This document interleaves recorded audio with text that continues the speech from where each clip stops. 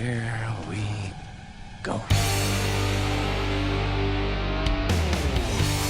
Hello, boys and girls. Welcome to the Cool Kids Lunch Table Podcast with PJ and Mike. Now find yourself a seat at their table. Welcome, everyone, to the Cool Kids Lunch Table Podcast with PJ and Mike. I'm Mike. I'm PJ. And today we'll be ranking the live-action Batman films from worst to best. And to help us out, we have a very special guest, an old-school lunch table friend, Mr. Chris Rizzuti. Welcome to the show, bro. An original lunch table friend. I was going to say, nice back at the lunch table. Yeah, this is like the first lunch table we ever had. Seriously. Yeah, we used to talk really about is. stuff just like this. Yeah. So let's tell you who Chris is. Chris is from Levittown, Long Island, New York, and has been living in Richmond, Virginia since 1995. That was a sad year for us on the island. Me too. Really, it was a heartbreaker of a year because our lunch table went from 3 to 2. He's been playing the drums for over 30 years and has been working for the Chesterfield County Police Department for 17 years, back the blue, the last 4 of which has been one of the department's digital content coordinators. He's a less than professional musician, and he cites Billy Joel, the Beatles, Bruce Springsteen, Metallica, and the Gaslight Anthem as musical influences.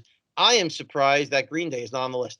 I forgot to put him on there. I thought about it after I sent it, but I was like, I should have said that. On the list. This has created and co-created several docu-series, and he lists Martin Scorsese, Quentin Tarantino, Christopher Nolan, Steven Spielberg, and the man himself, Tim Burton, if we're talking about Batman, as some of his favorite directors. He also loves the New York Yankees, which probably is not popular down in the South, and he loves spending time with his family and friends, including the cool kids. Absolutely.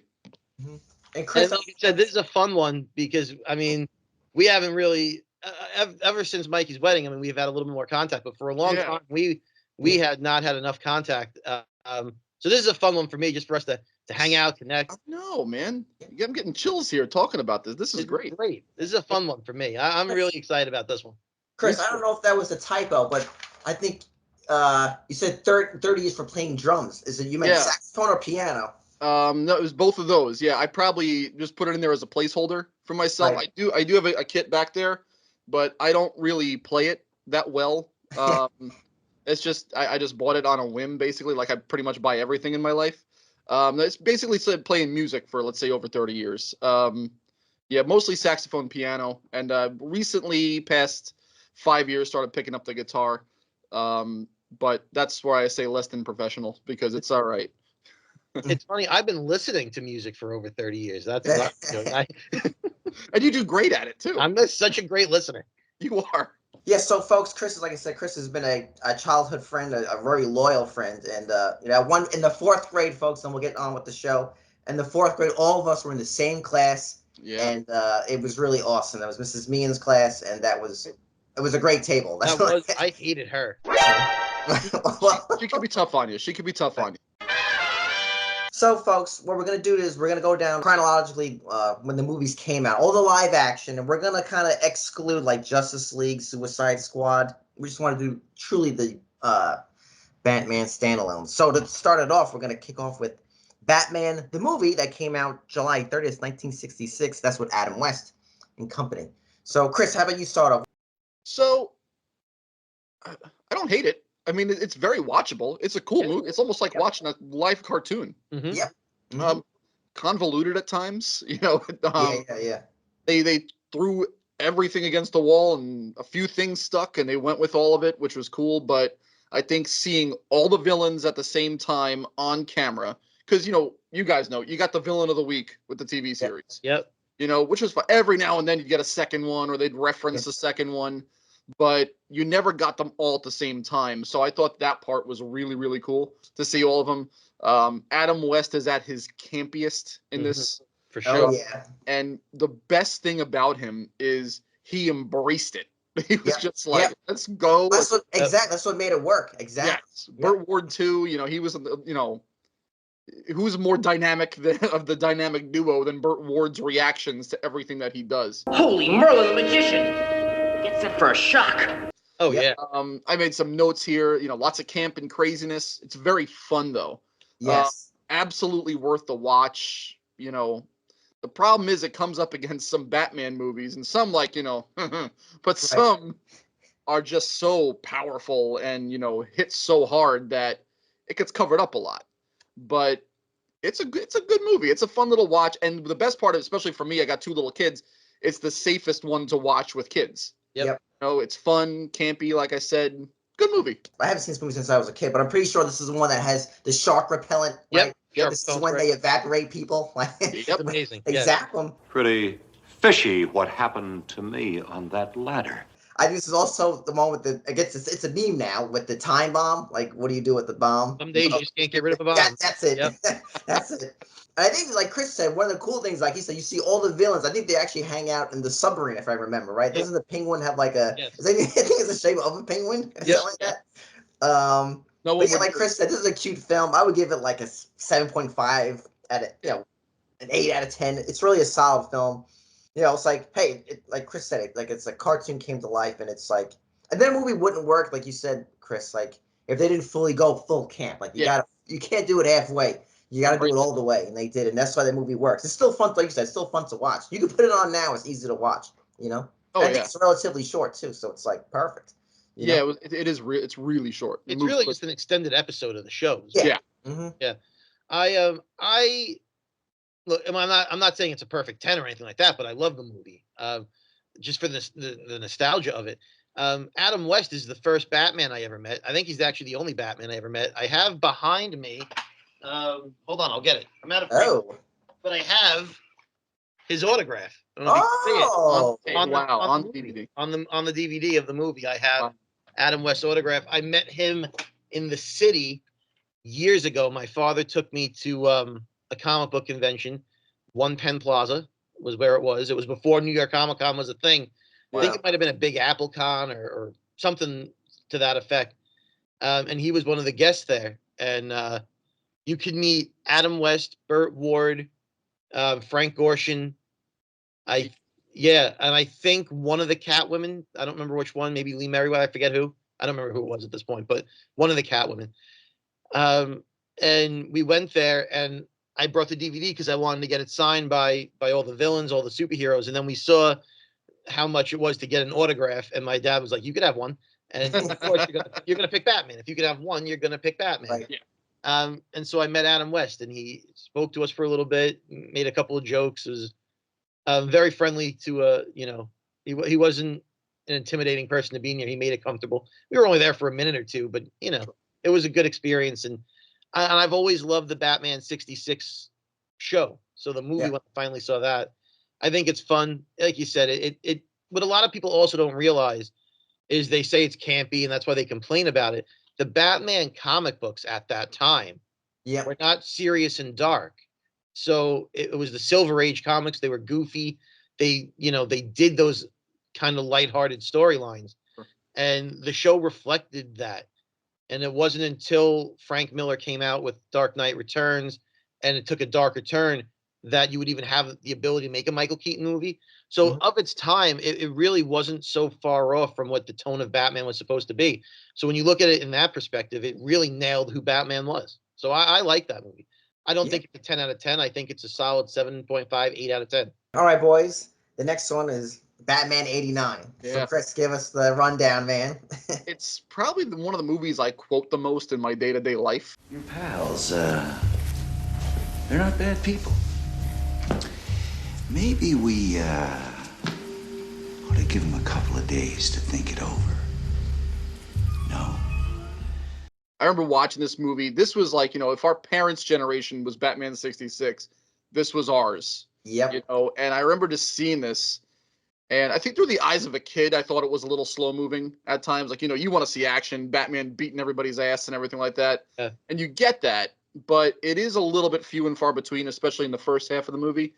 But having, grown up with it, it's still, it's, if not top 3, top 1,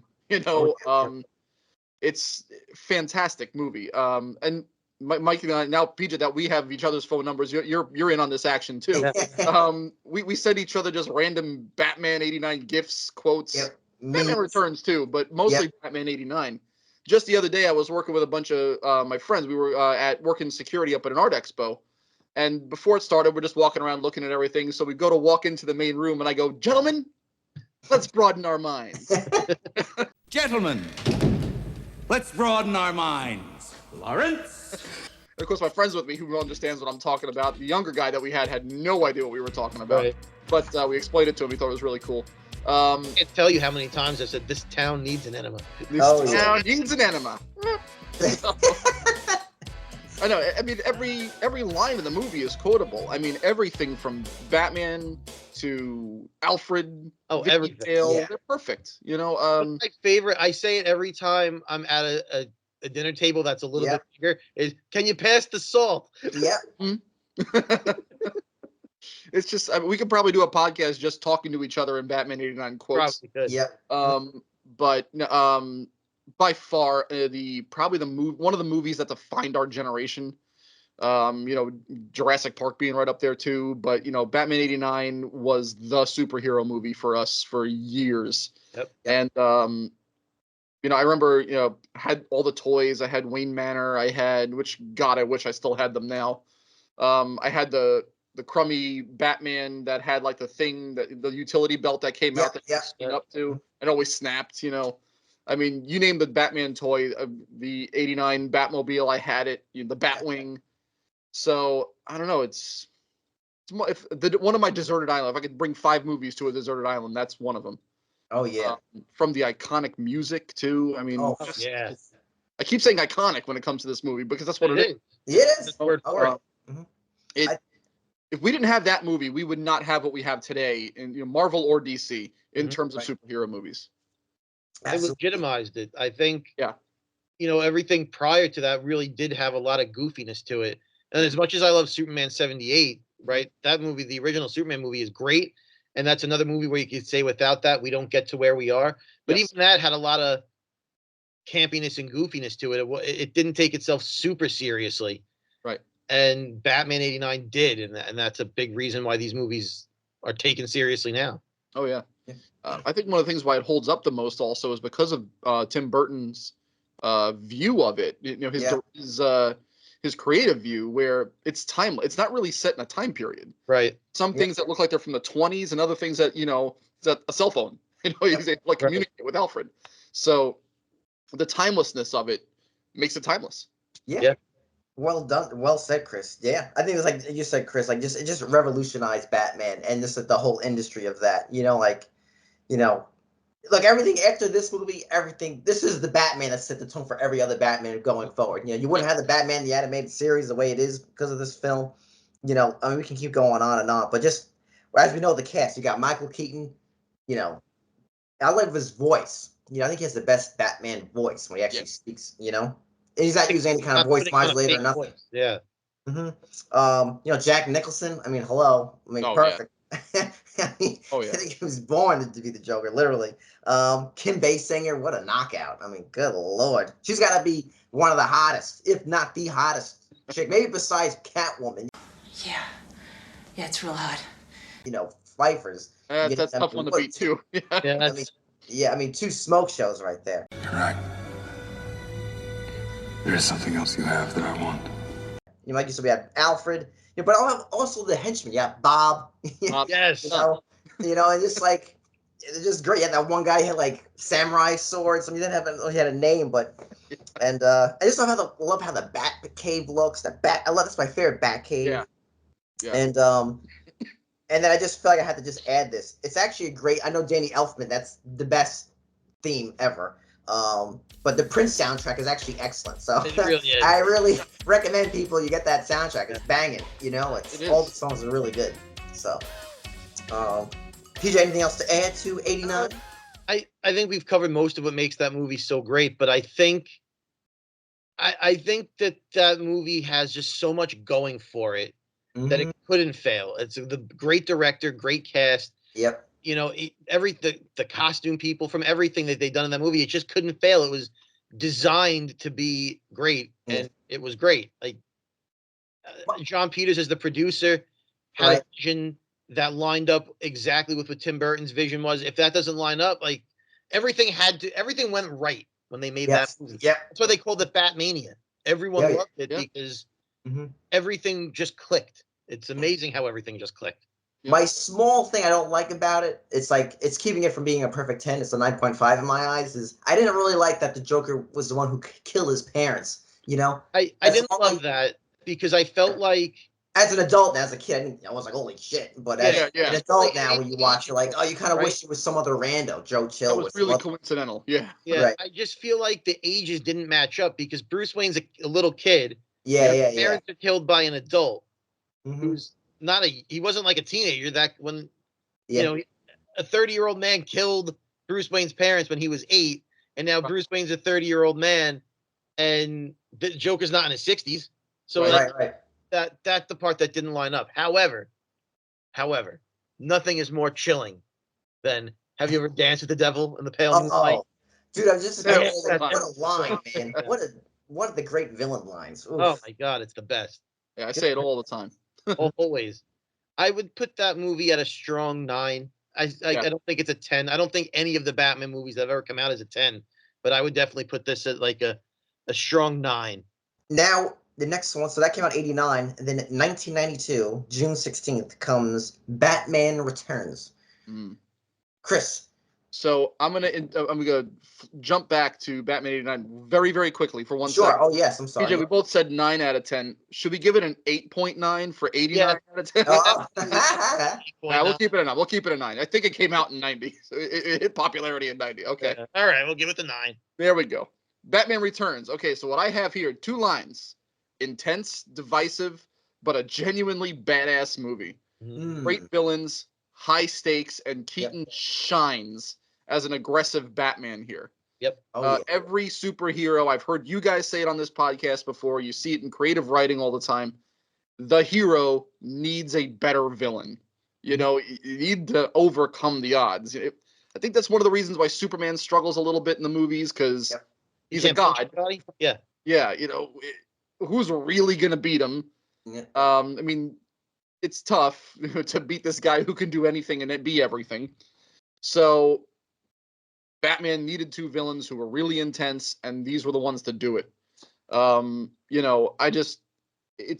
is violent. There are some things that are interesting that occur in it where you're like, I don't know if that's biologically, physically possible, but falling out of a 70-foot window or whatever, down to the, not 70, I think it was like 700 foot, 70-story building, and that's, we suspend our But disbelief. the cats were there. Yeah, that's right. Yeah, I have a cat, and she would just look at me and be like, "That sucks," and move on. But I think it went really, when you look at the movie, what it represents, that is how it would have progressed in real life. Everything escalates. Yeah. So you have this really bad villain in the first one, so he has to take him down. That was a tough fight. Now I got 2, and they've made it even more difficult. Yeah. So he would have to escalate his tactics a bit, and Keaton was the guy for it. He took it so seriously. One of the most intense shots in any Batman movie is when he's sitting there, brooding, and the bat signal lights his whole room up and his face up, and he just comes to life. Yeah.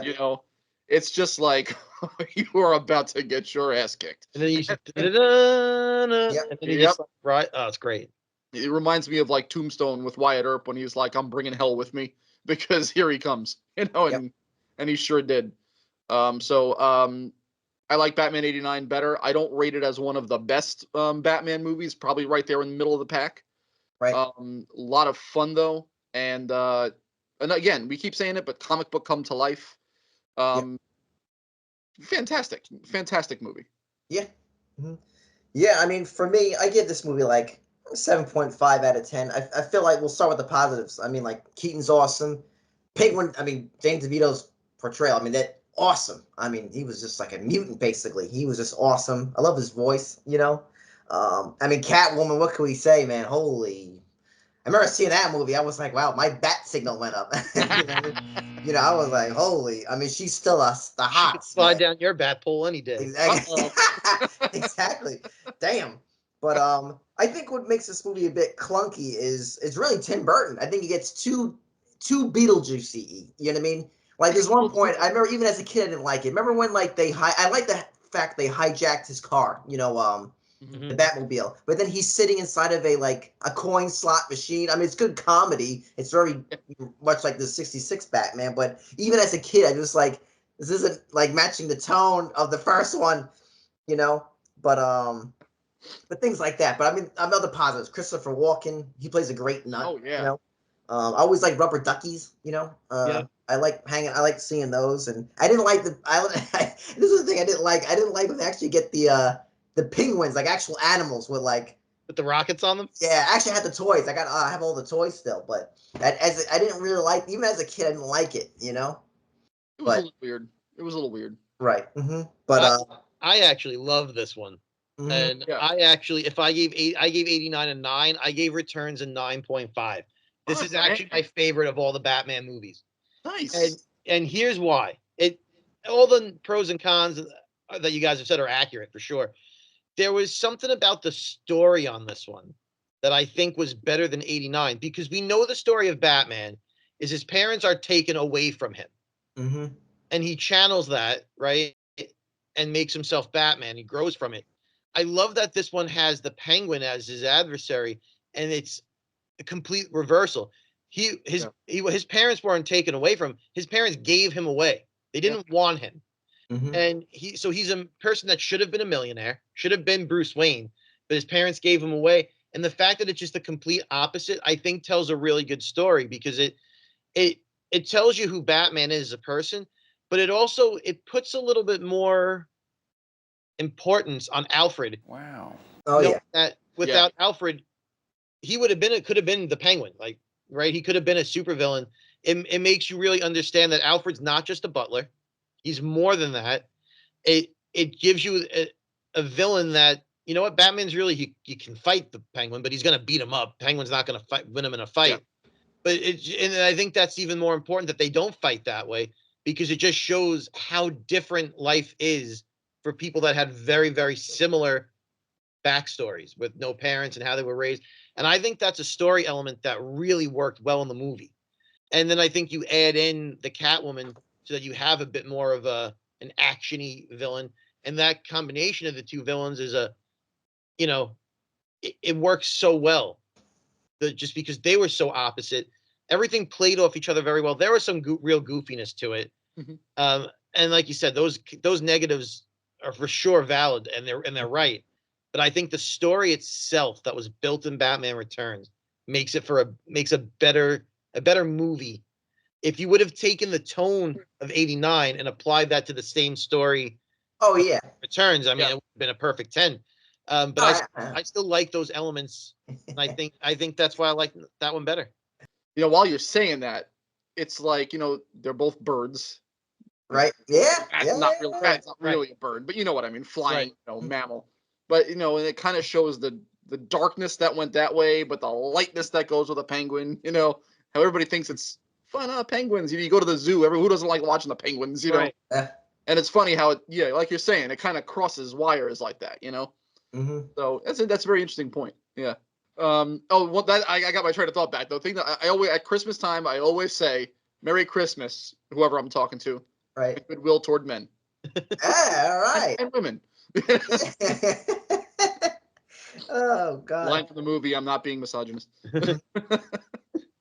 So up next we have Batman Forever, which came out oh my God, it came out in 1995, but it was released the same date as Batman Returns. It was released June 16th, 1995. Batman Forever. Chris, your thoughts? So this movie is the first Batman movie I saw in theaters. We were a little bit too young. I wasn't allowed to watch Batman Returns when it first came out, because that little element, I think my parents kind of thought that element towards the end of the kidnappings and everything like that might be a little bit too much for little Chrissy. So I wasn't going to watch that, but was allowed to watch Batman 89. But this is the first one I saw in theaters. It's got a specialness to me because of that. Also think that it's a really cool movie. Lots of fun. It starts to take an interesting turn at this point, but it's like, okay, I could still roll with this. What I have here is I thought there were some cool gadgets and equipment used in it. I mean, this was the equipment movie, you know. Yep, He yep, had a gadget for everything, which is Batman-y. yep, Jim Carrey is completely, totally overacting, over the yep. top, but perfectly. You know, I mean, that's exactly how that version of the Riddler needed to be. And I know we're going to talk about another version of the Riddler soon. But Tommy Lee Jones plays the great counterpoint, you know, straight man to his ridiculousness. I know they really didn't get along too well in real life. They had a little bit of tension, but maybe that's what made it so good. Bit of the 60s camp. It was like a updated version of the 60s campiness to this one, but it was really, really good. Wasn't obnoxious. Good music in this one too. Yep. I love the changed Danny. theme. Yeah, the Danny Elfman theme's great. You know, but so is they're all the Batman themes that you could listen to in these movies are really, really cool. You know, like I said, takes us an interesting turn, but there's nothing cooler than at the end where he's flying in on the Batwing, gives a thumbs up to Commissioner Gordon. You know, he's go get him. You know, we got some great 60s. They did Robin really well for this time period. I know they were very concerned about how are we going to incorporate this character, you know, but it does it really well. You know, the holy rusted metal when they land on that. I thought that was great. Yeah, that was good. Great line that's for a little throwback. I thought Chris O'Donnell made a hell of a Robin. Yeah. And we'll talk about the other one next. I know we probably all have thoughts on that one, but I think he made a great Robin in this. The backstory is pretty intense for him, but it was cool how Bruce saw, like we talked about with the Penguin. He saw this happening again, not going to let it happen again, you know, and I'm going to take the kid in this time. Cool movie. It's just genuinely cool. If I were to give it a rating, probably not as high as Batman 89, probably not even really as high as Batman Returns, but in the middle of the pack. Yeah. You know, it's up there.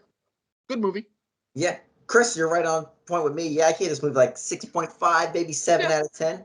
You know, I think the best part is Val Kilmer. You know what I mean? He really is a great Batman. His voice, you know, especially when he gets the riddles in the mail, he would read them out. You know, he's really spoke really articulate, and I think, you know, when he meets Robin, you know what I mean? He plays it straight. You know what I mean? I think later on I get a little loonier. You know, but I like Chris O'Donnell. I think he did a good job. You know, it's tough. It was a tough. You know, it's like you said, Jim Carrey's too nuts in it. Even Two-Face, he's nuts in it too, really. Nuts. I don't like the Batmobile in this film. I think this is my I do like the Batmobile. It's okay. I think it's a bit barfy though. I like the hubcaps. They don't turn. That's kind of cool. Yeah. Right. But my favorite thing about the movie, besides Val Kilmer and Nicole Kidman, are the soundtrack. And I know they changed the theme song, but I know, PJ, you don't like them, but I do love the song Thrill Me, Kiss Me, Kill Me, Thrill Me. I don't know. It's a YouTube song.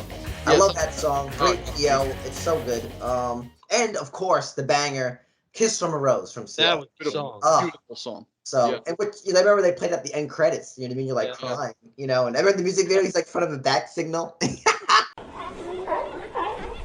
You know, they're showing like a montage of the film, Nicole Kidman's beautiful face and everything. But yeah, not much to say. I mean, it's not an awful film. It's fine. It's really fine, really. It's fine. I think it gets too much hate, honestly. I think it's like on par with the 66 Batman. It's fine, really. It's fine. It's not amazing. It's fine. Yeah, I think the Batman 67 was a little better than this, but this movie's fine. I think that Val Kilmer was a hell of a follow-up to Michael Keaton. He had an impossible task, right? Because everyone loved Michael Keaton, and nobody wanted to love Michael Keaton. Everyone shit on him in the beginning. Oh, he's going to be a bad Batman. And then he kills it, and now everyone loved him, and now you have to replace him. And then you get the guy from Top Gun, right? So it's, you know, I don't think anyone expected much from him, and I don't think anyone ever gave him a fair chance. I think he does the brooding Bruce Wayne maybe better than all the other Batmen. Yeah. You know, he's brooding. He still has a bit of a lighthearted like touch to it. You know, I love the scene where he goes to visit Chase Meridian and he hears the fighting and he thinks she's getting beat up and he knocks down the door in the office and she's just randomly punching a punching bag and like it's like, why is that there? It's so weird that there'd be a punching bag in our office. But like I just like that where he can't get the Batman out of him. Like even when he's Bruce Wayne, you know, and what I love about that one too is when they're in the circus and he starts yelling, "I'm Batman," because he wants to save everybody. and like he doesn't even care at that point, but no one can hear him because it's so loud, and Yeah. how he was willing to throw away his entire life to save one person. I think that gets overlooked as a real Batman trait, doing whatever it takes to save people. Especially knowing what was going on there. I think that was an overlooked scene of how important it is to who Batman is. It looked great. The colors, the light looked great. Robin was a little too old for my taste, but I understand he couldn't probably pull that off with a kid in these movies. It wouldn't work. It would have changed the tone. It would have changed exactly. Although I do love when he finds out that Bruce Wayne is Batman and he steals the car, and he's like, he stole the car, the Bentley, the other car, Yeah. and then he pulls up to like a bunch of chicks, and he's like, "You want to take a ride in my love machine?" I love that line. I don't know. I think it's funny. Yeah, I don't think that movie gets enough love. I think people hate on it unfairly. There was a lot to go, a lot good about that. It shows Batman being a detective, figuring out the riddles. Jim Carrey is way over the top, but it's also like a fun storyline though, with like the cable box sucking everyone's brains out. That really plays even more now. Like if they did this movie and they remade it, he doesn't have a creepy cable box. He's a social media thing. And it would play so well. And I don't know. We have another Riddler to talk about in a little while, but I think this one. I think there was a lot of good in this movie that was ahead of its time. It's not as good as Returns or Batman '89, but it's certainly better than a lot of the other ones that have come out, in my opinion. Or one of the worst, Batman and Robin, which came out '97. Okay. There's a lot to unpack here. Right on. Okay, let's talk about this. No, let me stay with just the good stuff from this movie. Okay. There is some good stuff in this movie. Right off the bat, when I think about this one, I go back to Chris O'Donnell and Alicia Silverstone. Oh yeah. I think they nailed their roles for what this movie was supposed to be. When you look at it in universe for what these characters are in this universe, yeah, they hit it. I mean, I think it's a little interesting how we got to it, but whatever their role was, they found it. They hit it. I think they play well together as buddy cops almost in the movie. Yeah, Arnold is very quotable as Mr. Freeze. Lots of fun little quotes in it. Batman. Yeah. Chill. He's got a lot of little stuff that it's kind of all right. They absolutely, completely, and totally shit all over Bane in this movie. Oh yeah. As we're gonna see in a few movies, Bane is it was pretty much the one that he couldn't defeat on his own. But they make him out to be this little freaking weenie, and it's like, come on, he's more than a henchman. Poison Ivy, okay, Yeah. fine, serves no real purpose, but okay. She looked beautiful doing the movie, and she another one embraced the hell out of the role. Yep. She plays Poison Ivy with everything that she has in her. She plays that role. We could get into all the craziness about the Bat credit card. I do dig how the expiration date was forever. Right. So Batman Forever. That was kind of cool. All right, I'll give him that, but that's ridiculous.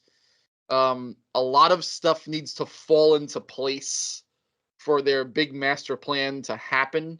Yeah. I didn't really understand Alfred being as sick as he was to match I know they're trying to make it a little bit emotional for them to be able to connect at the end, but Batman's supposed to be a hero, so he would want to help with Mr. Freeze's wife, Right.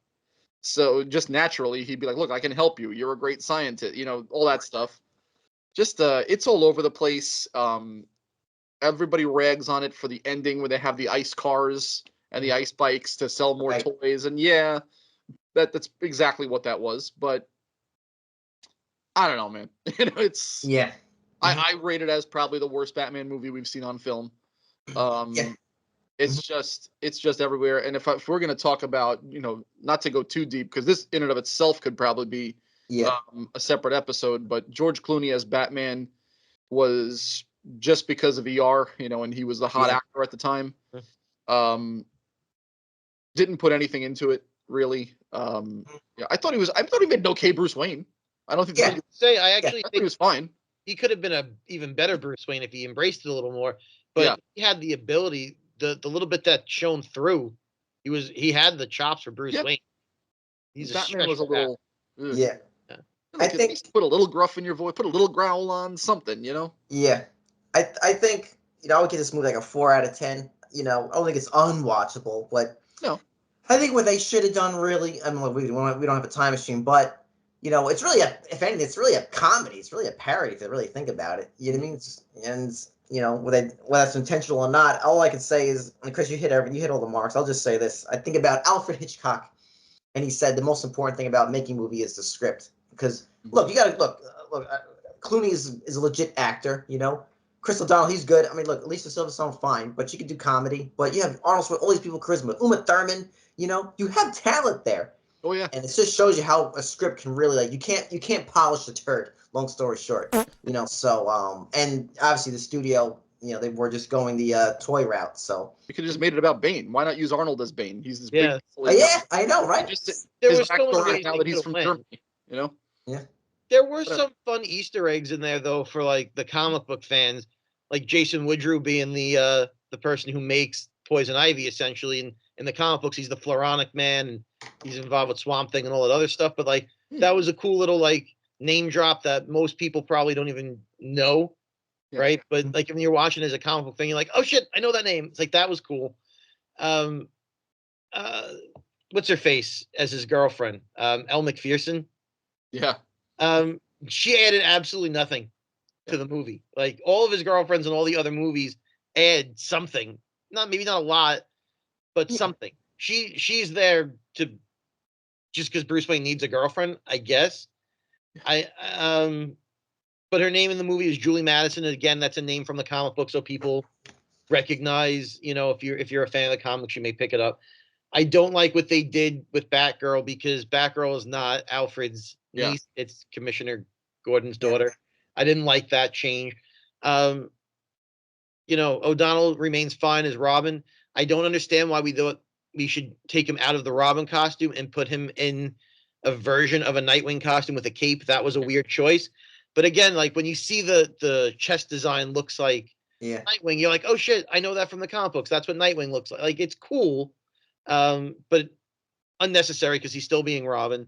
I did like that they made Batgirl a computer nerd because it foreshadows how in the comic book she does eventually become Oracle. So there's a lot in there for the comic book fans to like, pick an Easter egg and enjoy it. I like that aspect of it. It wasn't great. Yeah, definitely not great. It wasn't great. It's also not my least favorite Batman movie. But yeah, it's actually. But we'll get there. Yeah, we'll get there. We got to move. Hey, move along. You are Enigma. I can't figure this out. This is great. We have 4 more films, folks, and then we'll rank them. But next, we'll start with Batman Begins, 2005. Piece of shit. What happened? What did I say? Did I say that out loud? What? No. Oh, yeah. What were we talking about again? Anyway, Chris goes first. I don't want to now. I really like it. I mean, I love Batman Begins. Here's my thing, and you know what? I'll go first on this one. Maybe I'll go first on the next 3 if we are okay with it, because I have thoughts and I want to get them out. Yes. These are not Batman movies. I'm sorry, but they're not Batman movies. These are action movies. These are Christopher Nolan movies. If you were to take those ears off of that costume and call that guy Frank, you wouldn't know that was Batman. Nothing about what happens in those movies is something that feels like Batman. The way he acts, the decisions he makes. None of it feels like Batman. And if you're going to make a Batman movie, make it feel like Batman. I understand they wanted to go for a realistic take. That's fine. I appreciated that. And I appreciate the skill that went into making these movies. And I'm not saying they're not well made, but they're not Batman movies. I hate these movies fail on that level. They totally take the detective out of him. They take all the skill away from him being Batman because he doesn't do anything for himself. He designs nothing on his own. First, I don't want to see this guy picking flowers. I mean, like, come on, can we talked about how that Batman 89 started off slow. This movie starts off slow. Ra's al Ghul as the villain was a good idea that failed in execution because they made too many changes to how that was going to work. I don't have much love for the take that he made on these movies at all. I think they're well-made movies. I think maybe I would have liked it better if they weren't called Batman. But they don't. The idea that he was going to bring a gun to the courtroom and try and kill the guy who killed his parents, in no way, shape, or form is that Batman. It's just not. Even if he's not Batman yet at that point, it is not in his character to even think about being a murderer. It's not who Bruce Wayne is, and Christopher Nolan doesn't get who Bruce Wayne is multiple times throughout his trilogy. That's my feeling on Batman Begins. He's PJ with the hot take. Man, Chris. that was artistic in and of itself, man. Mm-hmm. PJ, you ignorant slut. No, no. I liked it. I agree 100% with you saying that is this really a Batman movie? You know, if we put him in a police uniform, if we put him in, you know, I don't know, a trench coat and a tie and call him Dick Tracy, are these like noir movies? All three of them, and I think they are. You know, they're really, and I love noir movies, so that's why I'm like particularly drawn to these. You know, there's crime dramas, like film noir style movies, which I think are cool. But for me, it was just great seeing. I do like that realistic take that he has on it, where it's like this is kind of possible. You know, again, total suspension of disbelief at many times. You take on the mob like that, eventually they're going to figure out who you are and they're going to find you. You know, so good luck. But I did like seeing their, you know, in a 2.5 hour movie, we have to abridge and move, strip down a lot. So I did like seeing their take on his training with the League of Shadows. I feel like it was almost like, you know, when you watch Star Wars and how quickly he becomes a Jedi, you know, which they, again, never say how much time passed. And I understand that. But to get to a competent, and he had martial arts training before he went to them. Cool. But to get to that level of ninjutsu that he was showing, it's like, that's a 10 to 15 to 20 year process. You know, I mean, you're raised in that from the time you were a little kid. But overall, I love the tone of the movies. I love the Tumbler, I think, is a total badass. Yep. At first, I was kind of like, maybe we could have done better. But it's really grown on me. I love that they try to incorporate as many characters into their specific roles as they should. You know, was it made for the general audience versus the more niche Batman audience? Yeah. But I don't know. I like Christian Bale in the sense that he did everything he could with the role. You know, when we get into the Dark Knight, the voice gets to be a little bit like, oh man, you know, this is a lot. But you know, I know it's intense, man. It's tough. I think it was a lot better in this one than it was in the next one. But yeah, I rank it pretty high. It's one of my favorites. I watch it. It's one of my once a years. I do watch it a lot. Yeah, I love the Dark Knight trilogy. I love it. I think this Batman Begins revolutionized comic book movies. You wouldn't have your Iron Man. You wouldn't have any of the whole Marvel Cinematic Universe. Is all came about because of Batman Begins. I love the acting in this. Everyone pops off, in my opinion. Bale, Michael Caine. You got Liam Neeson. You know, Cillian Murphy. I mean, my God, everyone's just banging. You know. PJ, you have thoughts. I can see your brain bubbling. Well, like we got more movies to get to. So I know. Like, let him die. Like that was the things that I may not save you, but I don't have to go. I don't have to go. That's fair though. But I think that's not what Batman does. But in '89, he threw people off the bell tower. Yeah, but that's a little bit more violent, PJ. He lit the guy up on fire with the jet. No, but I feel like the '89 movie, he did those things, but it was such comic book violence. Like, I don't believe for a second Jack Nicholson's Joker is dead, and he wasn't going to be dead. They were going to bring him back if Burton stayed around. That was because in the comics, the Joker always dies and always comes back. And that was what they were going to do. They just never got to that point because Burton stopped making the movies. But the idea that Batman could have saved him and didn't is the exact opposite of what Batman would ever do. Batman doesn't care that he's a villain. Otherwise, he would kill the Joker immediately. He doesn't because he saves everybody. So for him to say, I don't have to save you, but I can let you die. You're not Batman. Sorry. So I don't want to skip.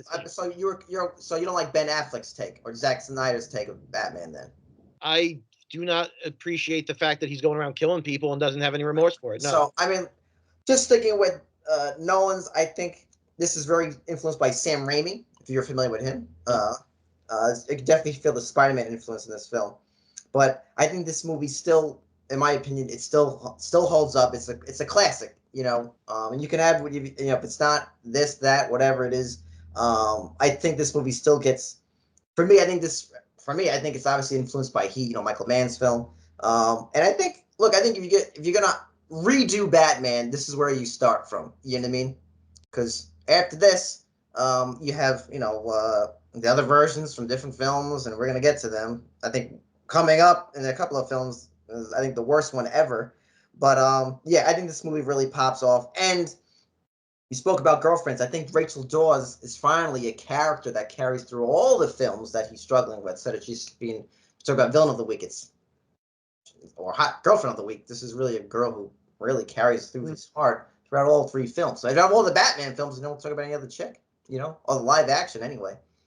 But that was also closer to the comics than this is, because Batman's only really had flings. I mean, he's had girlfriends, but he doesn't have a girlfriend that carries over, other than really Catwoman and maybe. Right, but in the films, he's only thinking about this chick for like 2-3 years. Batman's only been in the Nolan universe he's not there for decades. He's only there for 3 years. So, I mean, if you're going to be heartbroken, your girl got blown up, I think you might be you're not going to be, getting your dick wet. You know what I mean? Well, there's a problem with that too. When we get to that movie, I'll talk about it. But I mean, we could jump into to Dark Knight. Dark Knight, yes. Yeah. Which is definitely the best of the three Nolan movies. Yeah. I mean, for sure. Oh, yeah. I mean, that's the best of the three. There are I have issues with this movie as well, but not nearly as many as I do with the other two. Okay. That opening scene where they rob the bank. Yeah. Fantastic. I mean, I would never say anything negative about that. That's a fantastic. It's shot beautifully. It looks great. It plays well to the audience. That's great. Heath Ledger came up with a take on the Joker that for a while I hated. Okay. Really did. Because to me, that's not how the Joker is. Like, the Joker fell into a vat of acid and is the Joker. And I hate whenever they stray too far from that. But he made this character work. It's a great villain in the movie. There are some scenes in that movie that he just steals them, right? He won an Oscar, yeah. Yeah. I don't think he would have won that Oscar if he was not dead, but there are scenes that are just perfect. Like when he walks into the room of the villains and he has like the bombs and shit strapped to him, and that was great. How do you make a pencil disappear? All that shit. Yeah. He really, in the beginning, it took me a while to warm up to that version of the Joker, but once I did, I really appreciate what he did with the movie with that character. So yeah, and I think this is out of the three Nolan films, it is most definitely the best. Mm-hmm. Agreed. Yeah, everything you said about the Joker, yeah, which is why I'm like, whenever we hear about a new Batman, a new person coming in to play a new role in it, I'm always like, let's give it a chance. Hold on, because Joker or not, it's a beautifully acted role. Mm-hmm. He put it the way he put it together is just fantastic. What he thought of and everything like that. We talk about some of the scenes of the Joker. There's one where I can't remember if it was a security guard or whatever that it was that the Joker had held hostage, and he's making a tape of the guy. Yeah. Oh yeah, that's like horror element, man. Right? Yeah. And he says, "So look at me," and the guy doesn't, and then he gives him this like James Hetfield growl, "Look at me." Mm-hmm. And he turns, and it's just, it shows you that monster that's within him, and it's like, God damn, that's beautiful. If you're good at something, never do it for free. Nothing you didn't say though. I think it's an icon, again with that word. Excuse me, iconic movie. I like the fact that they play it as if we're watching this beautiful crime drama. Mm-hmm. Especially if we're talking again, like we're talking in universe for all this stuff. Some things that are kind of like possible, not really possible. This again with the Joker's plan, so much has to happen and fall into place that is just like logical thinking human beings that have governments, fire departments, police forces, military forces. This stuff's not going to happen. You're going to get overwhelmed pretty quickly going up against that. Like, why wouldn't we just start evacuating schools? What if there's this bomb that's missing? Why are we sending kids to school that day? Just stuff like that. But overall, great movie. Probably it might be my favorite out of all the Batmans. I just it's a long movie. There's parts of it they could have cut away. Yep. And Harvey Dent Two-Face is a fantastic character too. Yeah. Just to I give this movie a 9.5 out of 10. I gave Batman Begins a 9 out of 10. I'm sure if I said that, but things are just like you guys hit all the marks. I'm just gonna try to hit some different notes. I think this has probably the best action scene ever with the Bat Tumbler where he's chasing, or they're chasing, Harvey Dent, in that and then the tumbler explodes and that Bat Pod comes out. Yeah. And I'll just say this. I'll tell you guys a quick story. When I saw this movie in the theaters, this is only, besides this movie and maybe Endgame, people actually clapped right before the movie began when the house lights went down. I never experienced that. There was such a hype for this film. Yeah. And I remember when the movie, he shoots those ropes and he goes underneath the truck with the bat cycle, and then he does like the little like against the wall. Yep. People cheer. People went, "Whoa!" In the theater. Yeah. And I can't think of many movies where I experienced like people cheering. You know what I mean? There's all like feel. And I love the music. I forgot to mention Hans Zimmer. I think Elfman has the best theme ever of Batman, and this one is really good, especially the Joker's theme, that siren thing, like it keeps getting intensified. The guitar string that never snaps. Yeah. Yep.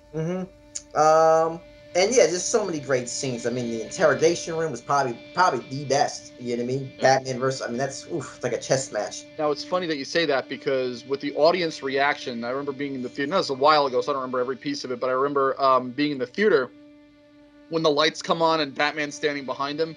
Yep. People in the theater with me, like you said, audibly gasped, cheered. They were like, "Oh shit!" Yep. All of a sudden, he's behind him, and meanwhile, I'm sitting there like, "You guys didn't see that coming." Yeah.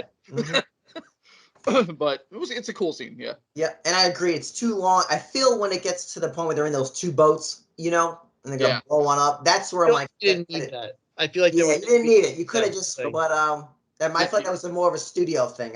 Part of me feels like Christopher Nolan, probably knowing him, how much of an editor he is. Mm-hmm. But I feel like the studio's like, we need more shit. You know what I mean? We need conflict. More screen time, if anything, of Joker. But really good fucking movie. If it's okay, I just want to start with this one, with the Dark Knight Rises. Is that okay, fellas? I think this movie is actually very underrated. I think people pick on it too much. It's not perfect, definitely not. I would give it a 8.5 out of 10, truly. I think the reason why this movie gets a lot of, unfortunately, like a...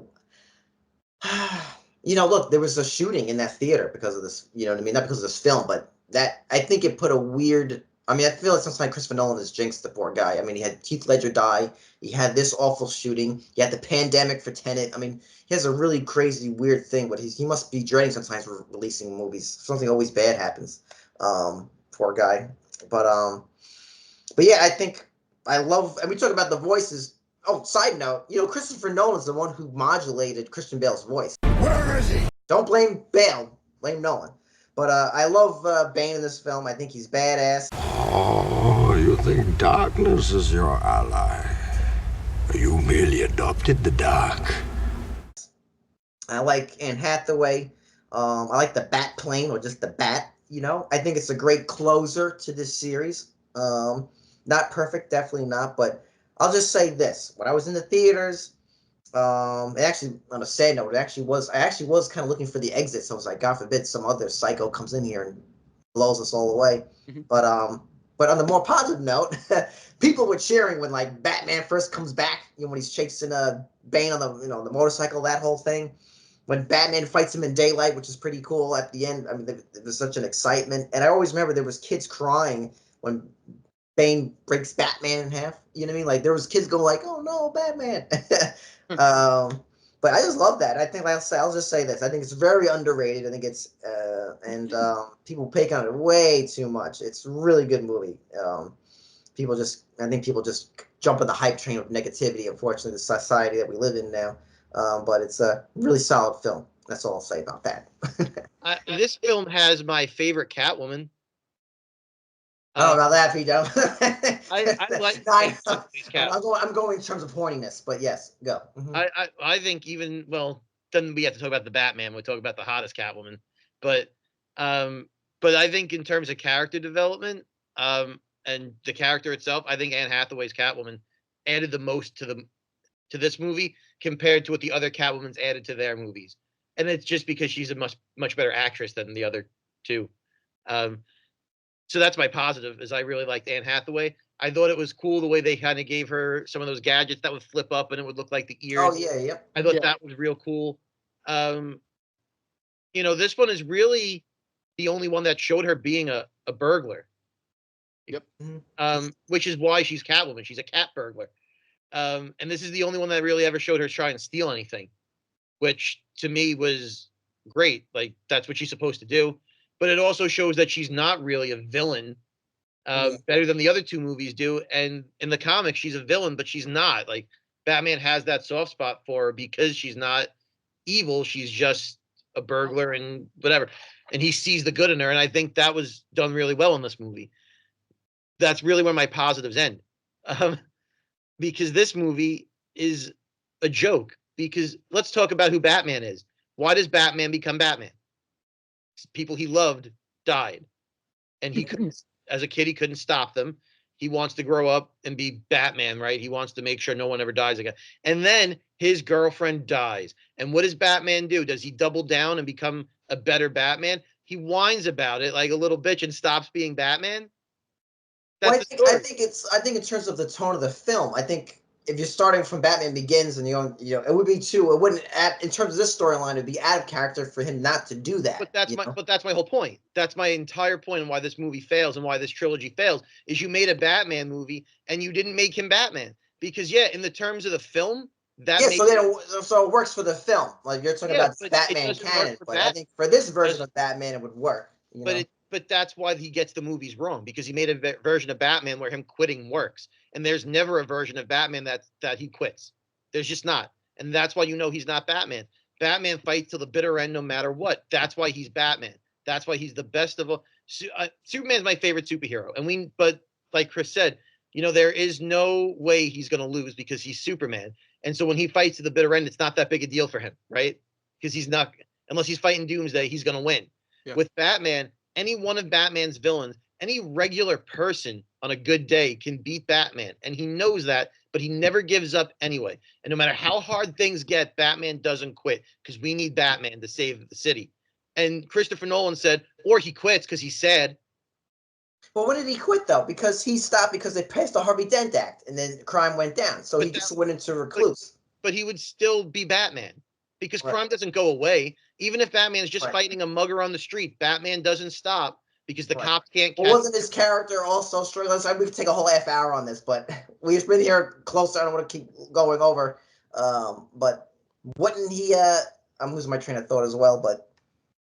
I think he said he's the one to inspire people because then you change things forever. Hence, we're going recluse is going to diminish characters. But again, this is why he got Batman wrong, and this is why it doesn't work because he got Batman wrong from movie one. This only works because he came up with a Batman that's not Batman. I don't like his take. I don't like their take on the Lazarus pit. That was what that was in the movie. A lot of people don't realize that was a Lazarus pit. Oh, yeah. Right. I think if you're a Batman fan, you would get that. But I hate to change to it because that's not what the Lazarus pit is.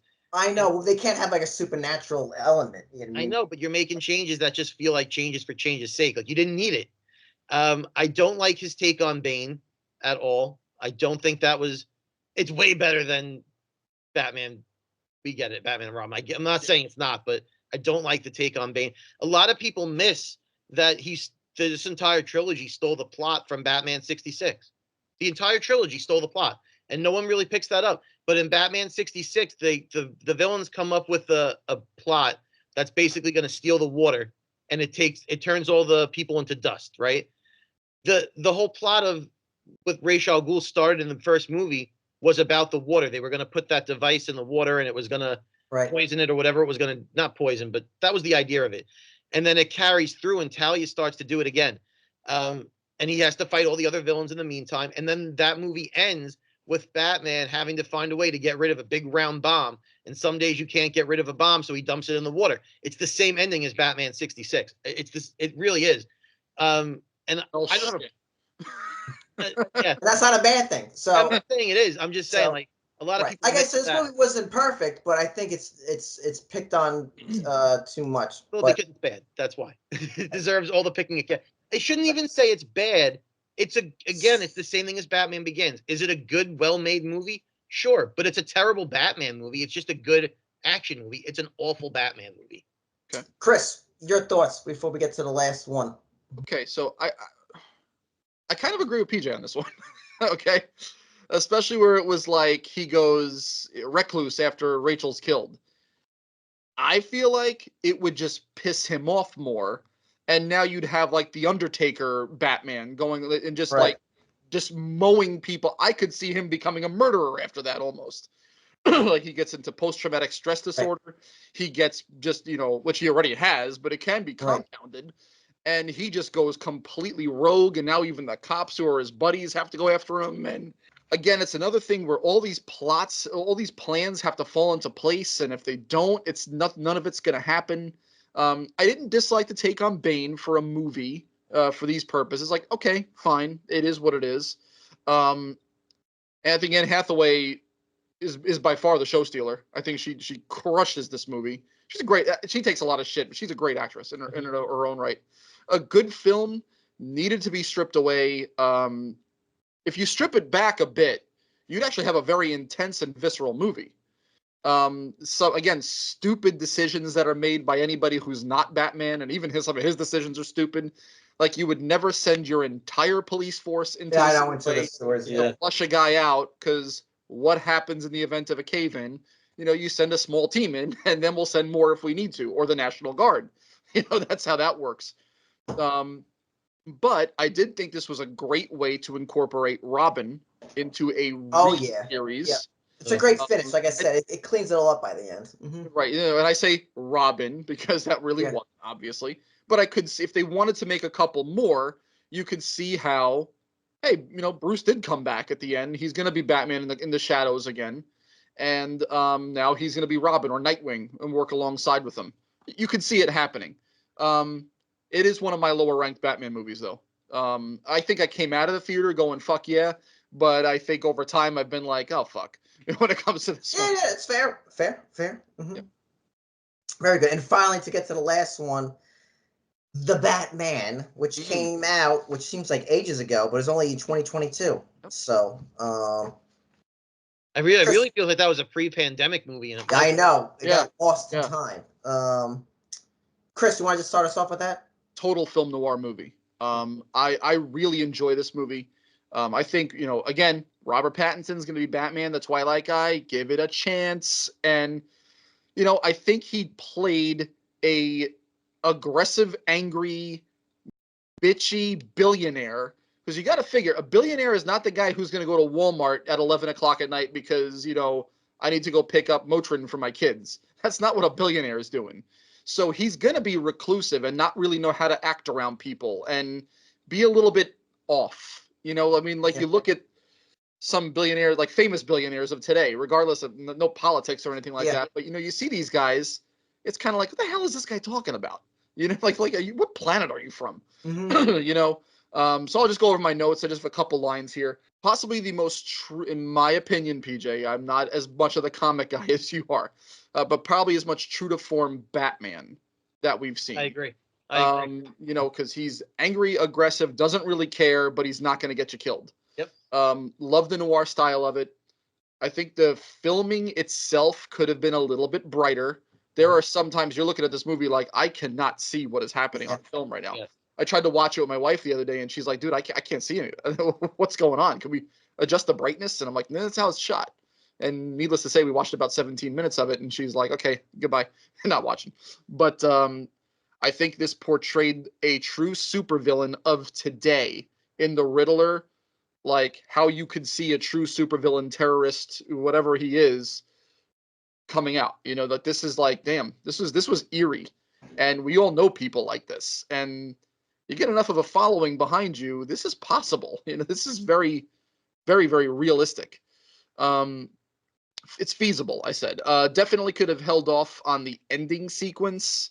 The first false ending, and then we have the second one, and it's like, we got 40 more minutes of this to get through the rest of this. Like, we could have made that part 2. That could have been a sequel, or just scrap it. Just have him grab him at the end and turn him over to the cops. And hey, maybe you're not such a bad guy. Hey, let's be friends. Fantastic movie with a great story and characters. I think Pattinson killed it. I rate it very high amongst my Batman movies. Probably in the high 8s, I'd say.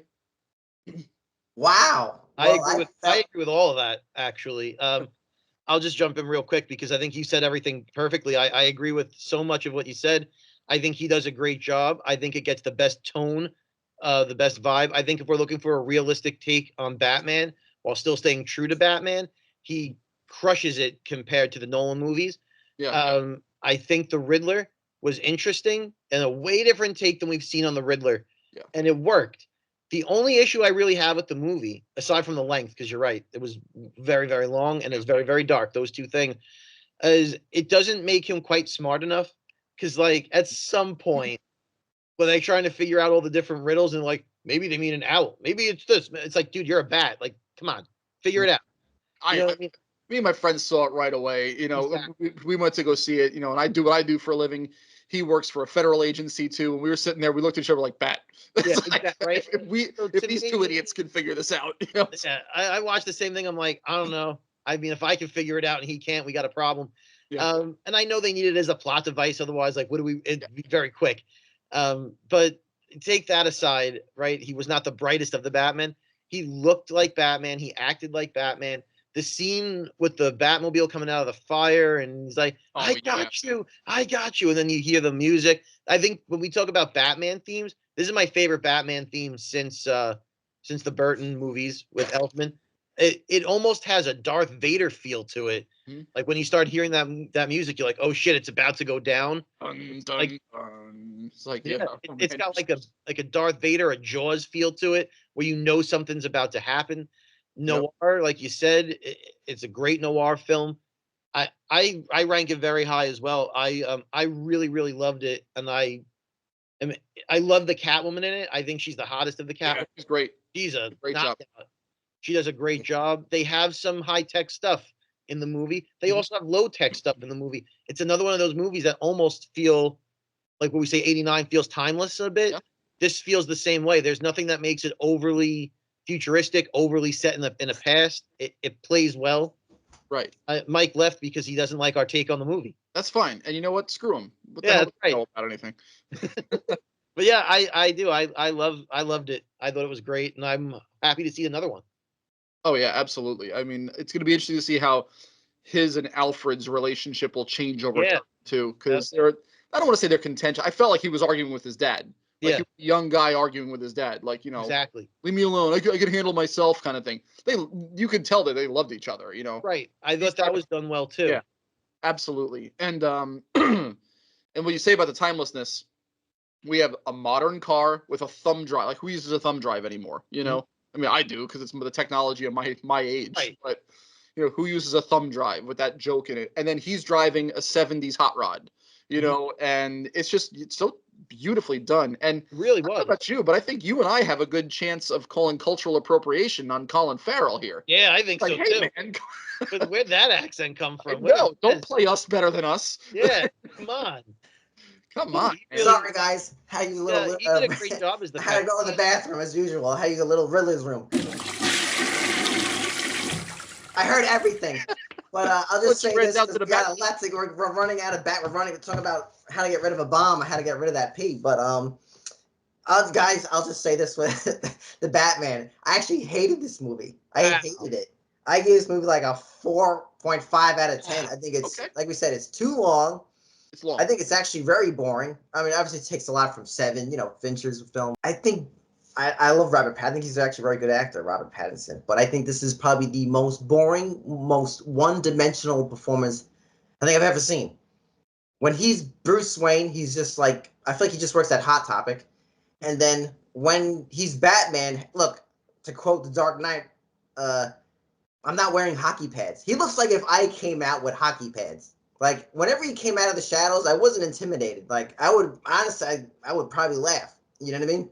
He just doesn't look tough. I don't care if it's year one, U2, whatever hell it is. I thought that was the best bat suit I'm not saying the suit is bad. I'm like, he just doesn't look I don't know. intimidating. He just doesn't look. He didn't scare me. He's not ripped. He's not jacked. He doesn't look tall at all. He look. See, I'm 5'6". He looks 5'6". I think he's terrible. I thought Alfred. He's a great actor. Andy Serkis. Too young, not old enough. You need an older man. It's too young to be Alfred. Zoe Kravitz, besides being extremely good looking, she don't has any kind of personality besides, Falcone. You got Turturro in it. He's always good. You got Colin Farrell. He was great. I think his character also he's like invincible, I think, because he got, in a car accident, completely unscratched. He got blown up in that car, basically, flipped over, and he comes out, But yeah, for me, this is one of those movies where I call like it has everything checked off for me. For some reason, something's missing in this film. Like something just seems off. Like I don't know if it's just. I think it's a combination. Like the atmosphere is great. I like the car. I like the whole Seven, thing with, he's great with as the Riddler. Was it Dano? I laughed out loud when he starts singing Ave Maria. I did laugh at that part, but I lost it. I saw this at home, but I probably would have lost it at the theater too. But I think something about this film is just, and then everyone speaks. You talk about Christian Bale, and his voice is, this was worse. I think this is absolutely worse. He didn't put on gravelly voice. He just spoke deeper. I know, but it sounds ridiculous. And then Commissioner Gordon does the same shit. So at one point, they're talking to each other. Each one's trying to outdo each other's graveliness. It's like two dogs talking to each other.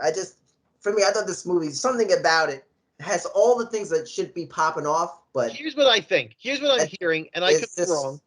But here's what I'm hearing from what you're saying. What you don't like about this movie is what makes it a Batman movie. No. I didn't say that makes it a bad. I'm saying what makes. I said it's bad acting. I said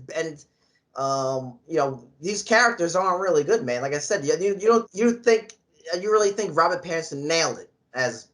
You think he did a better job than Kilmer at least? I think he was fantastic. I think he's one of the best live action Batman we've ever seen. I think he absolutely. Well, that's your opinion. I think he played a relatively rookie Batman. Like, I'm still trying to figure this out. You're only 2. You're still young. But I don't picture it. But you talk about Batman being Batman and Christian Bale's character. Like he doesn't go into recluse, but he becomes super depressed. He has no emotion. He's acting like a dick. Like to me, that's just.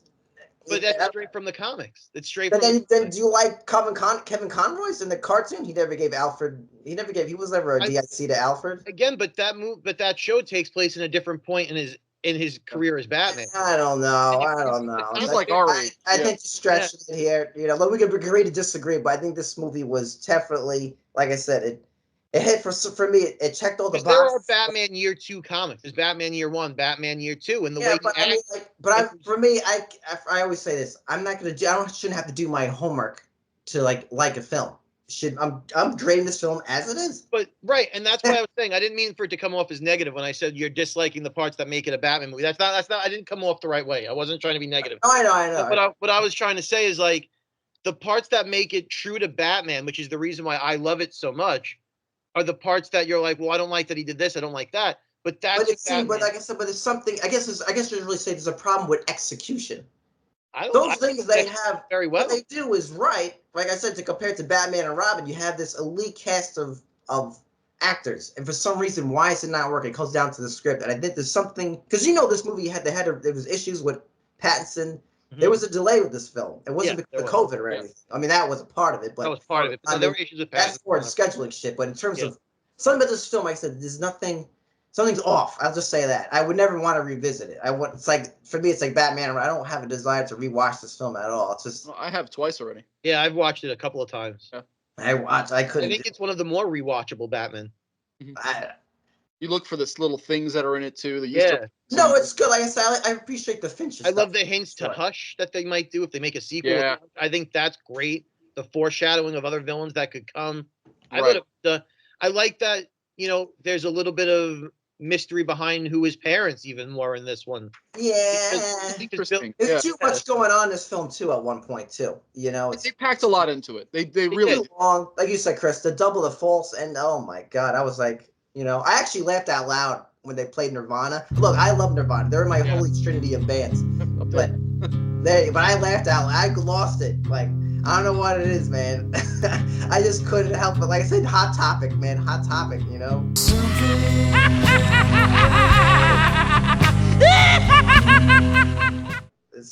Jesus.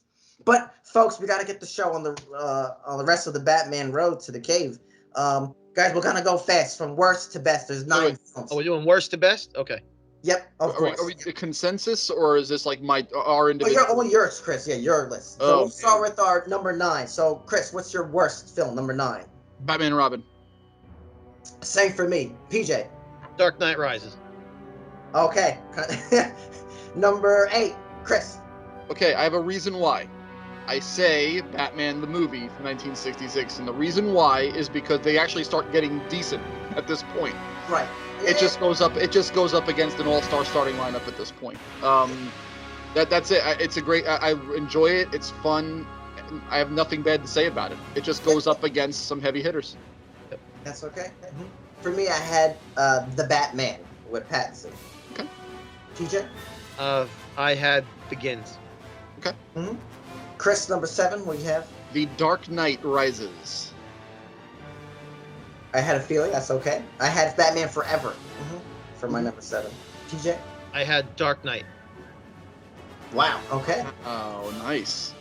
Chris, number 6. Batman Forever. I had Batman 66. TJ, what'd you have? Batman and Robin. Okay. Wow. Okay. Number 5. So we're at the, technically, halfway point. Yeah. Chris? Batman Returns. Me too, bro. Batman Returns. Yep. I put 66 there. Or to 4, right? Chris? The Batman. Wow. Okay. I had Dark Knight Rises. Okay. TJ? Oh, yeah. I had Batman Forever. Cool. Okay. Number 3. Okay. Batman Begins. Me too. Me and Chris the same page. I had Batman Begins. TJ? I put the Batman. Okay. Yeah. I think we all kind of know what might be I the think 1 or 2. we might be matching here, Mike. I'm not sure. Now, my next one is probably one of my most quoted movies of all time. Yep. Love it to death. Batman 1989. Only because it goes up against the one that I think is just a great, beautiful new movie. Yep. I had The Dark Knight. Yes. Okay. TJ? For number 2, 89. Yep. Okay. And Chris, I'm assuming it's The Dark Knight. Yes. Yep. I had 89. And my number 1 is Batman Returns. Yes. Beautiful. Well done, folks. So all the folks listening at home, thank you for listening. This is a very long Batman episode. Yeah, but Chris, thanks so much for coming on. You're fantastic. Anywhere that folks at home can follow you? So, like I said before, I work for, not to do this too long, I work for my local police department, Chesterfield County Police Department. I'm a digital content coordinator, which means me and my team, we make basically all of our commercials, YouTube account, videos, podcasts, everything that we do there comes through me and my partner, Lena. So if you want to check us out, for whatever reason you might want to, we're at CCPD-VA on YouTube. We have a couple of really cool documentaries on there about just police training and what it is that we do, just various laws. We try to keep it lighthearted. Nobody wants a policeman standing there, hello, everyone, I'm going to tell you what's illegal. We try to make it lighthearted and fun so that people are pretty interactive with it. It does really well in our community.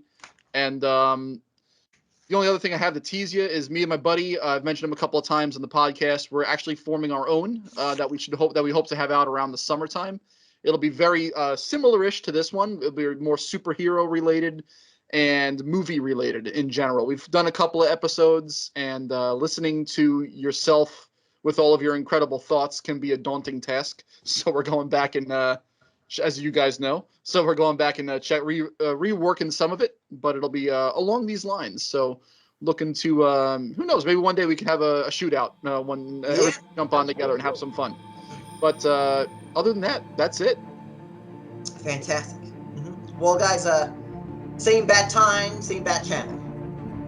Have a good one. See you.